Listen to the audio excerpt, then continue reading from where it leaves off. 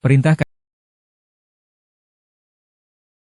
Kaisar Naga, audiobook, novel silat, episode 746. Setelah berpelukan sejenak, Lilian tersipu dan mendorongnya menjauh. Aku harus pergi mempersiapkan pernikahan.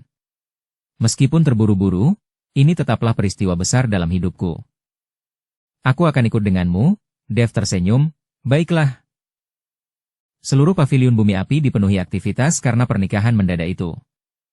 Meskipun waktunya singkat, bagaimanapun juga ini adalah pernikahan seorang putri, dan semua ritual yang diperlukan tidak dapat diabaikan. Sutra merah menghiasi aula, dan tulisan, kebahagiaan ganda, menghiasi setiap pintu dan jendela. Para murid paviliun bumi api, meskipun terkejut, memberikan restu mereka. Bagaimanapun, Dev telah menyelamatkan sang putri, mengungkap pengkhianat, dan memiliki kekuatan yang luar biasa. Dia layak untuk sang putri. Pernikahan diadakan pada siang hari. Aula utama paviliun bumi api didekorasi dengan meriah. Meskipun tidak ada tamu asing yang diundang, semua tetua, diaken, dan murid inti serta luar paviliun api bumi hadir. Dev, mengenakan gaun pengantin merah tua, memancarkan aura keagungan. Lilian, yang dihiasi mahkota Phoenix dan jubah bersulam, tampak sangat cantik. Di bawah bimbingan Fulton Huo, pasangan itu membungkuk ke langit dan bumi, kepada orang tua mereka, dan kepada satu sama lain dalam sumpah bersama. Upacara selesai, sederhana namun hikmat. Ke kamar pengantin, teriak pemimpin upacara. Di tengah restu para murid, Dev dan Lilian diantar ke kamar pengantin yang baru didekorasi. Di dalam kamar pengantin, lilin merah berkelap-kelip, memenuhi udara dengan sukacita. Lilian duduk di tepi tempat tidur, telapak tangannya berkeringat karena gugup. Dev berjalan ke sisinya dan dengan lembut mengangkat kerudung merah. Di bawah cahaya lilin, wajah Lilian tampak sangat cantik, fitur-fiturnya bersinar indah. Lilian, panggil Dev lembut. Hom, suara Lilian hampir tak terdengar. Dev duduk di sampingnya dan menggenggam tangannya. Lilian, ada sesuatu yang perlu kukatakan padamu. Hati Lilian berdebar kencang. Apa? Sebelum pernikahan kita, aku memang memiliki wanita lain di hatiku. Dev berkata jujur, dia adalah seseorang teman, seseorang yang menyelamatkan hidupku. Aku berjanji untuk menyelamatkannya, itu adalah janjiku padanya. Mata Lilian redup, tetapi ia segera kembali tenang. Aku tahu. Bagaimana mungkin seseorang yang sehebat dirimu tidak memiliki masa lalu? Aku tidak peduli dengan masa lalumu, aku hanya peduli dengan masa depan kita. Ia menatap Dev, matanya dipenuhi kasih sayang yang mendalam. Dev, aku akan menyelamatkannya bersamamu. Setelah kita menyelamatkannya, kita akan hidup bahagia bersama, oke? Dev terharu dan memeluknya. Oke. Malam itu, di malam pernikahan mereka, gairah itu tidak hanya sesaat. Dev dengan lembut melepaskan pakaian Lilian satu demi satu hingga terpampang jelas keindahan yang menarik hasrat seksualnya. Sampai akhirnya Dev mengeluarkan tongkat ular penindas iblisnya menghujam gua surgawi Lilian yang sangat sempit, membuat Lilian menjerit kesakitan. Lilian menanggung cobaan yang harus dihadapi setiap wanita. Rasa sakit dan kenikmatan bercampur. Sementara itu, di surga ke-12, di markas istana Dao Iblis Jahat. Ini adalah istana hitam yang tergantung di atas lautan darah yang tak berujung, dikelilingi oleh roh dan hantu pendendam yang tak terhitung jumlahnya yang mengeluarkan ratapan pilu. Jauh di dalam istana, di atas singgasana yang terbuat dari tulang, duduk seorang pria berjubah hitam. Wajah pria itu tampak menyeramkan, matanya cekung, pupilnya berwarna merah darah yang aneh. Ia diselimuti aura haus darah yang pekat, seperti dewa iblis yang muncul dari gunung mayat dan lautan darah. Itu tak lain adalah Elias Zhan, penguasa istana Dao Iblis Jahat, jeger. Elias Zhan membanting telapak tangannya ke sandaran tangan singgasana, seketika mengubahnya menjadi debu. Tidak berguna. Sekumpulan sampah yang tidak berguna, goblok. Ia meraung, suaranya seperti angin dingin dari kedalaman neraka, menyebabkan suhu di seluruh istana anjlok. Proyeksiku benar-benar dimusnahkan oleh secuil jiwa sisa. Istana Dao Iblis Jahatku telah benar-benar dipermalukan. Di bawah, selusin tetua istana Dao Iblis Jahat berlutut, masing-masing gemetar ketakutan, tidak berani mengangkat kepala mereka. Tetua jiwa darah ada di antara mereka, lukanya masih terasa perih dan wajahnya pucat, tetapi ia hanya bisa berlutut di sana, nyaris tidak mampu berdiri tegak. Tuan Istana, mohon tenangkan amarah Anda. Seorang tetua berambut putih memaksakan senyum dan berkata, menurut intelijen, jiwa yang tersisa itu adalah leluhur api bumi, pendiri paviliun api bumi. Kultivasinya tak terukur. Pada puncaknya, dia mungkin mencapai ambang batas peringkat ketiga dewa abadi sejati. Bahkan jika hanya jiwa yang tersisa, itu bukanlah sesuatu yang dapat ditandingi oleh proyeksi biasa. Lagi pula, tempat itu adalah wilayahnya. Kita sudah berada dalam posisi yang tidak menguntungkan, dan sebagai proyeksi, kita tentu saja bukan tandingan. Jika Master Istana datang sendiri, Anda pasti bisa menghancurkan paviliun api bumi. Apa? Leluhur api bumi? Kilatan dingin muncul di mata Elias Zhan. Aku pasti akan membunuh bajingan tua bangke itu. Dia berpikir sejenak, lalu berkata dingin, kirimkan perintah, kumpulkan pasukan elit, dipimpin langsung oleh 3 wakil Master Istana, ke surga ke-11, ratakan paviliun api bumi dengan tanah, dan tangkap Dev hidup-hidup. Baik. Para tetua menurut. Selanjutnya, tambah Elias Zhan, beritahu ke 3 wakil kepala istana bahwa aku menginginkan sisa jiwa leluhur api bumi tetap hidup. Jika aku bisa melahap sisa jiwanya, aku mungkin bisa menembus hambatan terakhir dan memasuki peringkat ketiga alam abadi sejati. Baik, Tuan. Adapun Dev. Kilauan serakah muncul di mata Elias Zhan. Garis keturunan naga emas, memiliki harta karun yang besar, bocah tengil itu menyimpan rahasia besar. Dia harus ditangkap hidup-hidup. Aku akan menginterogasinya sendiri. Baik. Pergi dan persiapkan. Pasukan harus berangkat dalam 3 hari ke depan. Para tetua bergegas pergi. Di aula utama, hanya Elias Zhan yang tersisa. Dia perlahan bangkit, berjalan keluar aula, dan menatap lautan darah yang bergejolak di bawah. Leluhur api bumi. Dev Chen, gumamnya pada dirinya sendiri, matanya berkilat haus darah. Menarik. Surga ke-11 tampaknya akan menjadi sangat ramai. Namun, seberapa ramai pun itu, pada akhirnya akan menjadi batu loncatan bagi istana Dao Iblis jahatku. Ketika aku menembus peringkat ketiga alam abadi sejati, saat itulah istana Dao Iblis jahat akan menyatukan 12 surga. Hahaha. Tawa jahat menggema di atas lautan darah, diikuti oleh jeritan roh-roh pendendam yang tak terhitung jumlahnya, seolah-olah akhir dunia telah tiba. Surga ke-11, Paviliun Api Bumi. Setelah pernikahan dan menikmati apem, Dev kembali ke area terlarang bersama Lilian. Tubuh berapi-api leluhur api bumi muncul kembali. Leluhur, Dev membungkuk hormat. Leluhur api bumi mengangguk, tatapannya menyapu mereka berdua, merasa puas. Tidak buruk, aura kalian saling terkait, yin dan yang dalam harmoni. Sepertinya kalian benar-benar telah menjadi pasangan Taois, gimana? Enak. Lilian tersipu dan menundukkan kepalanya. Namun, Dev jujur, terima kasih atas kebaikanmu, leluhur. Sekarang, bisakah kau memenuhi janjimu? Kata leluhur api bumi. Lilian tampak bingung, bertanya kepada Dev, janji apa? Aku akan membantu leluhur memulihkan tubuh fisiknya, Lilian. Kau dan senior Raja Iblis Awan Merah akan membantuku, kata Dev. Lilian mengangguk setelah mendengar ini, baik. Dev mengeluarkan menara penindas iblis. Menara penindas iblis melayang di udara, memancarkan aura kuno dan sunyi. Tubuh berapi-api leluhur api bumi bergetar perlahan di sampingnya. Matanya yang keemasan seperti api dipenuhi dengan antisipasi. Leluhur, kita bisa mulai, kata Dev. Leluhur api bumi mengangguk. Di dalam menara penindas iblis, kau akan membantuku memurnikan jiwaku dan membentuk kembali tubuh fisikku. Sebagai imbalannya, aku akan memberikan kepadamu versi lengkap kitab suci sejati api bumi dan menunjukkan kepadamu lokasi susu sumsum giok inti bumi. Saya mengerti, jawab Dev dengan sungguh-sungguh. Baiklah, kalau begitu mari kita masuk ke menara. Tubuh berapi-api leluhur api bumi berubah menjadi aliran cahaya dan terjun ke menara penindas iblis. Dev mengikuti dari belakang, melangkah masuk ke dalam menara. Waktu mengalir 100 kali lebih cepat di dalam menara daripada di luar. Tubuh berapi leluhur api bumi secara bertahap mengeras di dalam menara, berubah menjadi sosok seorang lelaki tua berambut dan berjenggot putih dengan wajah ramah. Meskipun masih dalam bentuk jiwa, Wujudnya jauh lebih padat daripada sebelumnya. Luar biasa. Luar biasa. Luar biasa, hahaha. Leluhur api bumi, merasakan aliran waktu dan hukum unik di dalam menara, berulang kali memujinya dengan penuh semangat. Menara penindas iblis benar-benar sesuai dengan namanya. Dengan bantuan harta karun ini, aku berharap dapat membentuk kembali tubuh fisikku. Ia menatap Dev, anak muda, jangan tunda lagi, mari kita mulai sekarang.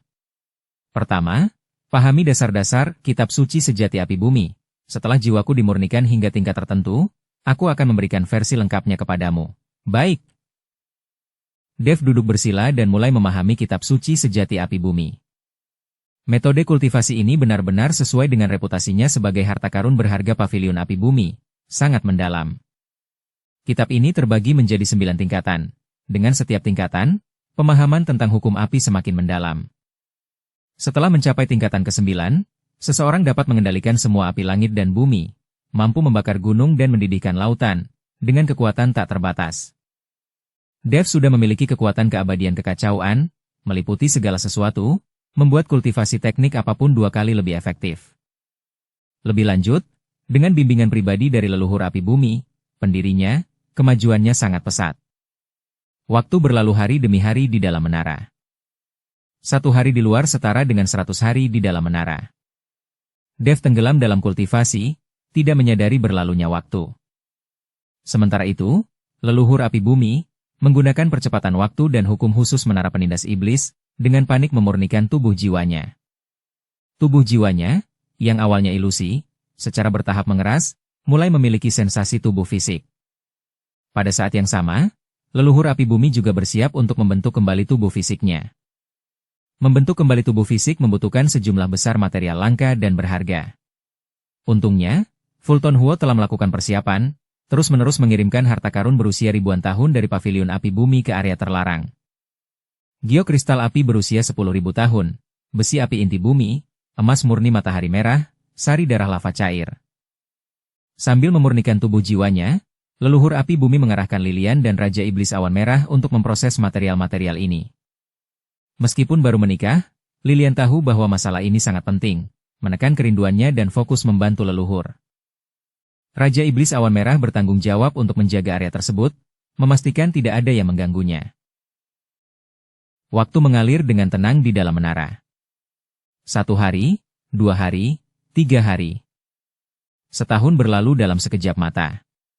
Dalam tahun itu, Dev mengalami transformasi dramatis.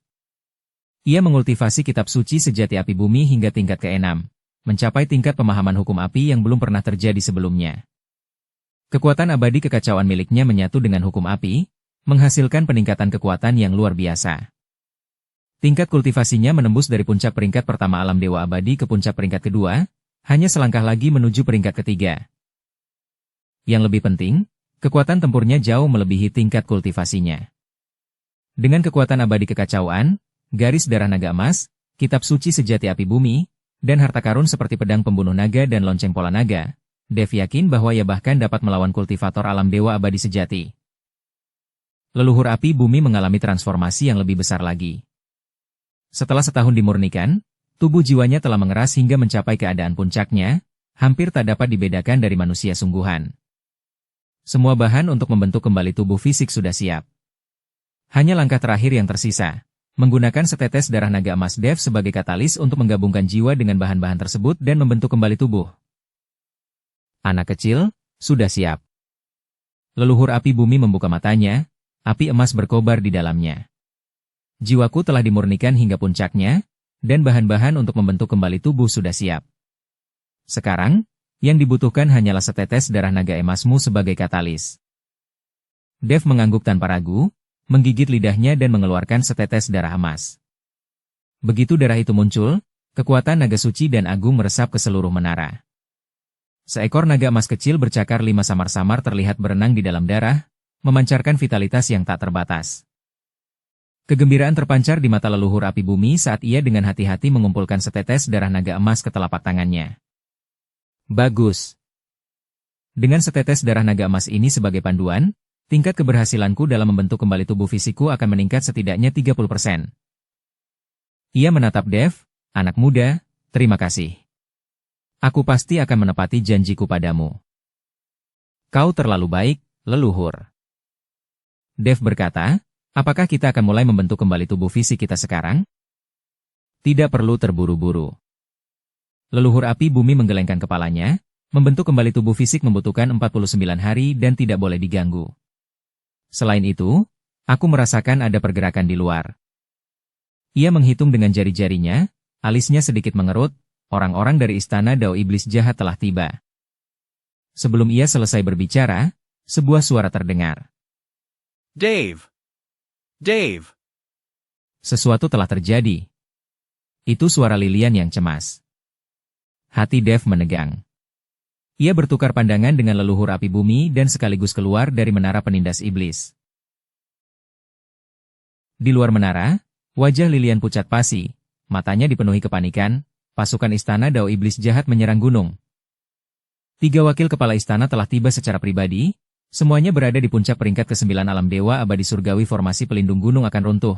Hah? Apa? Ekspresi Dev berubah.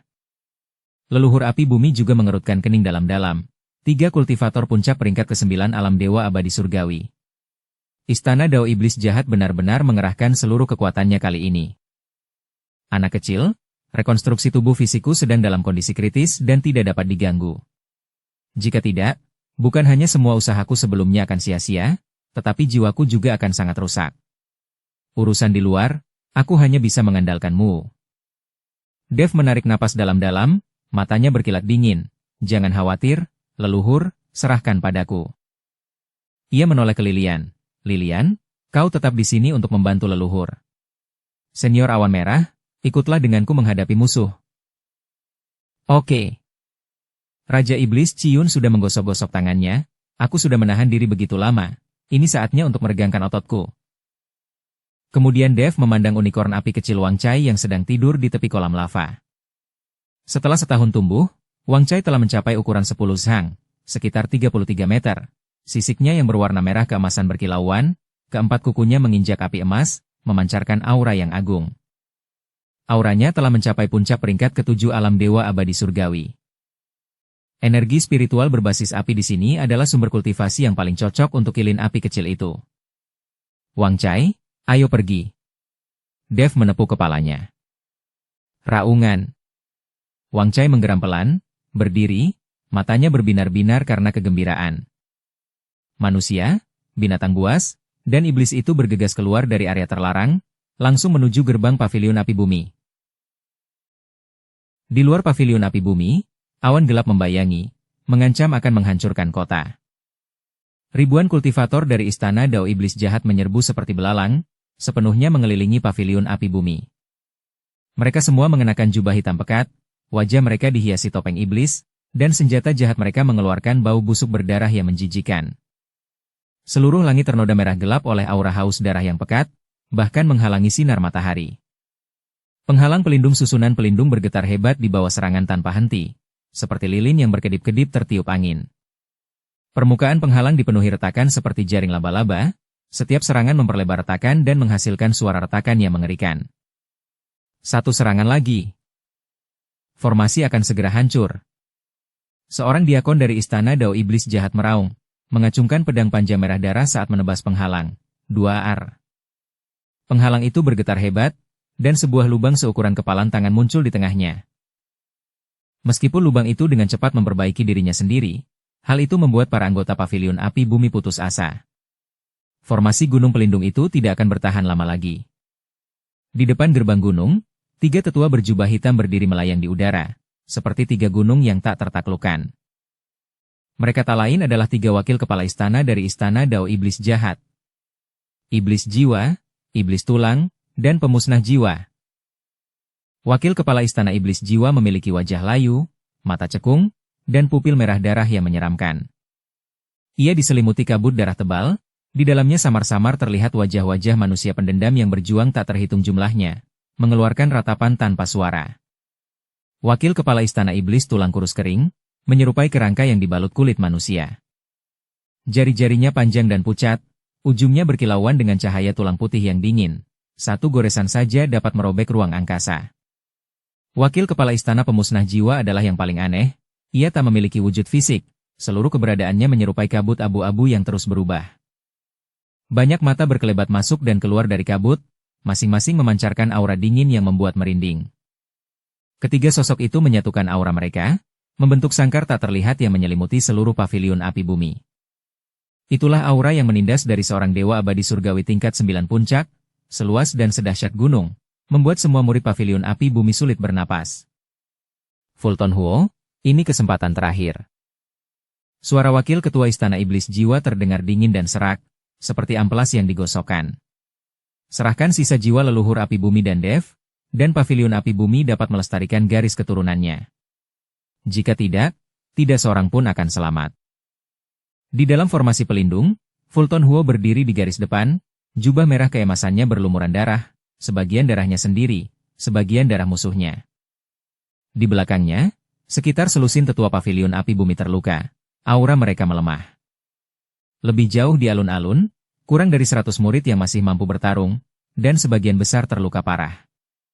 Pengepungan selama 3 hari telah menimbulkan kerugian besar bagi paviliun api bumi. Awalnya hampir 1.000 murid, sekarang kurang dari 1/10 yang tersisa. Jika bukan karena formasi pelindung gunung yang mengandalkan jantung api bumi, yang memiliki energi hampir tak terbatas, formasi itu pasti sudah ditembus sejak lama. Pada Musiel, kau bermimpi. Mata Fulton Huo merah, suaranya serak namun tegas, paviliun api bumiku telah berdiri selama 3.000 tahun, dan tidak pernah memiliki pengkhianat. Hari ini, bahkan jika kami bertarung sampai orang terakhir, kami tidak akan pernah tunduk kepada kalian para iblis dan anjing jahat. Oh, teguh juga pendirian sampai akhir.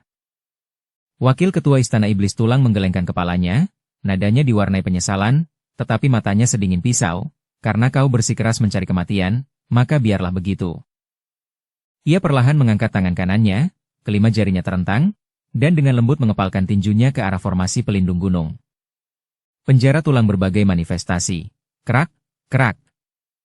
Tanah bergetar hebat, dan duri tulang putih berkilauan yang tak terhitung jumlahnya muncul dari bumi, masing-masing setebal ember dan panjangnya puluhan kaki. Taji tulang berpilin dan tumbuh seperti makhluk hidup, seketika menutupi setiap inci tanah di luar formasi pelindung, membentuk hutan tulang yang menakutkan. Lebih menakutkan lagi, taji tulang ini mulai menyerang formasi pelindung dengan panik. Bersambung ke episode 747. Dukung kami dengan subscribe, follow, like, komen dan share. Terima kasih.